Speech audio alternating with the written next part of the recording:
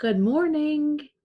I'm back again, and this time to talk about something that I've seen some other folks choose, a couple of people that I follow, including Sarah's Nightstand and Lindsay's Little Library.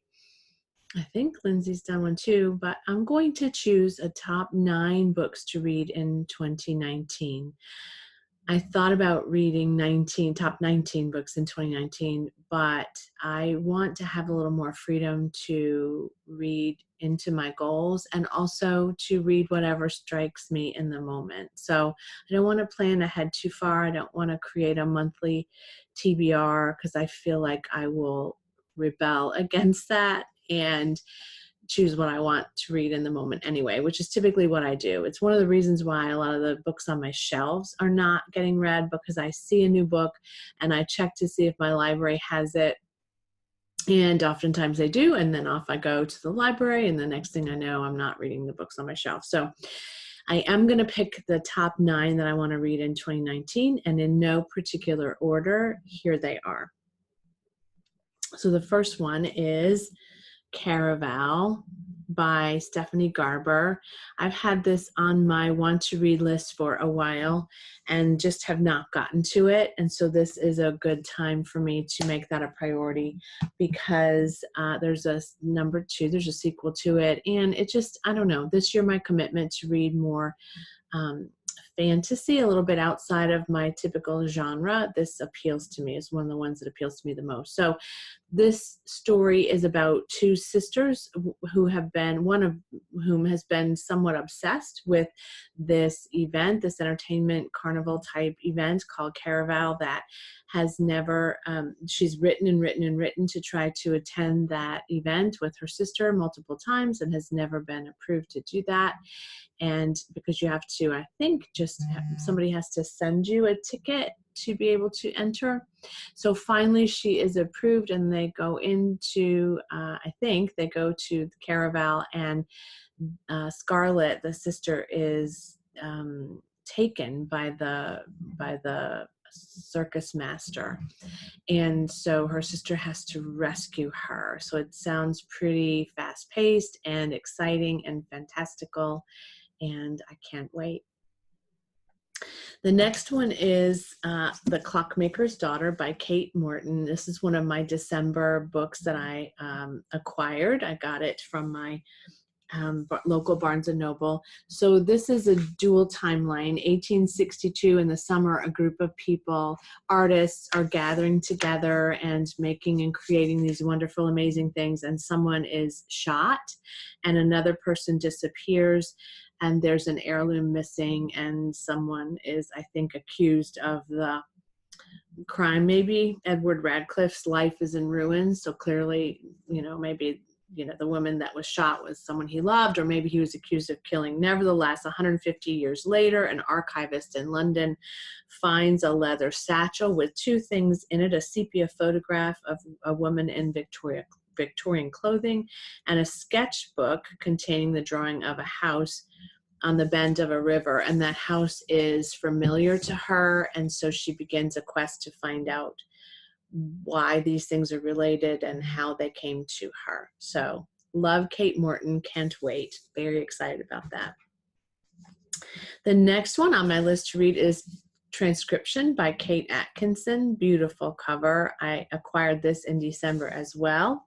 I love Kate Atkinson, as you may have seen if you watched my other book about the haul in December. So this one follows Juliet Armstrong in 1940, who's recruited to be a spy for the British government, and she is supposed to look for British fascist sympathizers. And then years later, she's a radio producer at the BBC, and some of the things that happened during that time come back to reckoning, I guess, with her in that time. So really excited about this one. So that's one of my top 9. The next one is Beartown. I don't have a copy of that. I'll probably get it from my library, or may purchase it as well. But Beartown by Frederik Backman. a lot of talk about this one. A lot of podcasters and YouTube booktubers talk about Beartown. It's got really great reviews, and so it's time for me to take a look. So small town, hockey town, really connected through their youth playing hockey, and something terrible happens to a young girl in town, and it tears everyone apart, and they're all very affected by this. And it sounds like it is an incredible novel. I hear it's pretty difficult to read, especially at the end, so I'm kind of prepared for that. I may be white knuckling it a little bit. Jane Unlimited by Kristin Cashore. This is an advanced reader copy that I picked up at a used bookstore, but I think it's pretty much the same as it was in publication. This book is fascinating to me because each chapter is written in a different genre. And so it just seems really innovative to me, and I can't wait to see how that works out, and how each chapter being written in a different genre still connects you to the overall plot, because as I understand, it's not they're not standalone chapters. It flows into a story. But the only thing I know about it is you're supposed to know what to do with your life by the time you turn 18, but every decision feels monumental.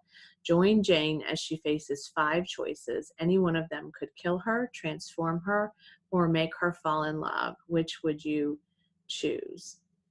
Very excited about this one, and can't wait to take a look at that. The next one that's on my top 9 in 2019 is The Passage by Justin Cronin. Now, I started this in August. I can't remember quite how far I got in, but I was on a plane to Maui for a business trip that I was doing some training in Hawaii, and I got a good bit into it. It's a very long book. So while I was on my 8-hour flight back and forth, I was able to get a good bit of reading done. And then I came home and things just got in the way, and I didn't pick it back up again for a while. And I think I got kind of bogged down in the middle. From what I understand, people really like it, but they feel like there's a lot of extraneous story that could have been shorter. I would agree that's probably true. But anyway, nevertheless, it's about a virus and a government kind of experiment gone wrong, and the people that are infected by the virus have some pretty super extraordinary strength and power, and they have been quarantined, but I think as I recall, maybe they've gotten loose, and there's a girl who was abandoned by her mom. Not a great mom story.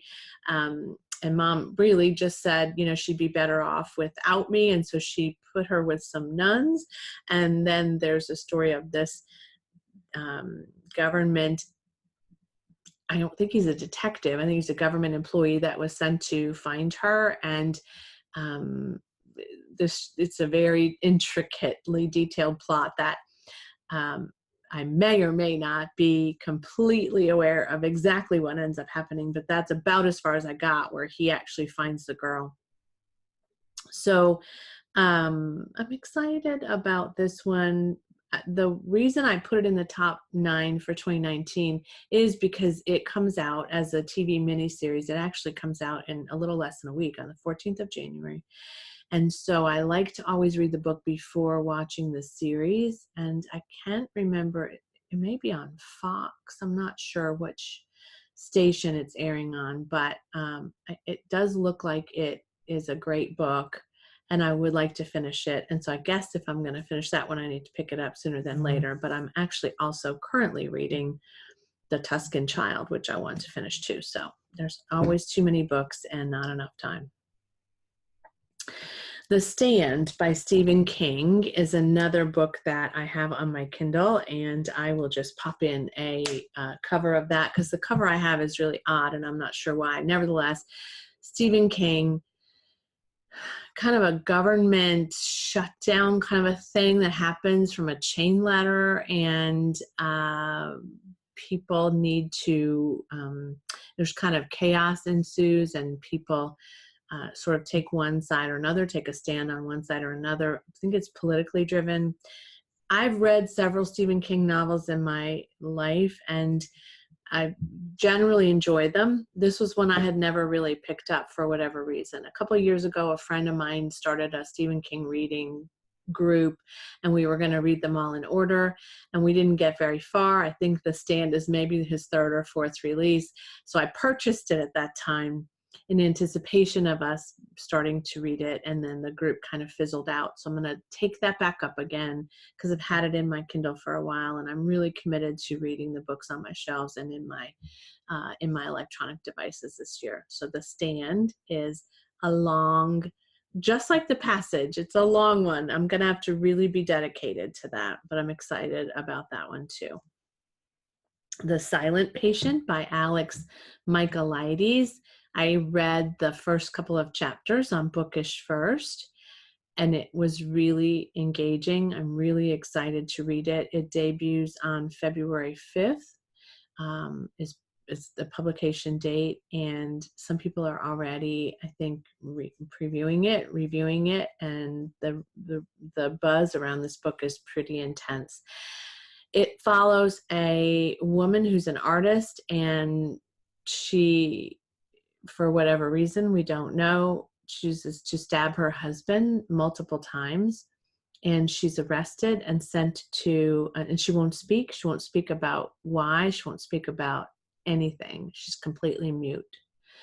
And so they assign her to an institution where she is assigned to a psychologist or a psychiatrist, and it's his job to try to find out what happened. And again, just the first few chapters were really incredibly done. So I feel like this one is going to be a stunner. And then number 9 is We Were the Lucky Ones by Georgia Hunter. I've had this one for a couple of months. I got it when I went to Square Books in Oxford, Mississippi. It was recommended by staff there, and I usually try to get at least one staff pick while I'm in Oxford at the bookstore. It's gotten really great reviews. This one is a World War II historical fiction novel. It begins in the spring of 1939 with the Kirk family, who are Jewish and just carrying on with their normal daily lives.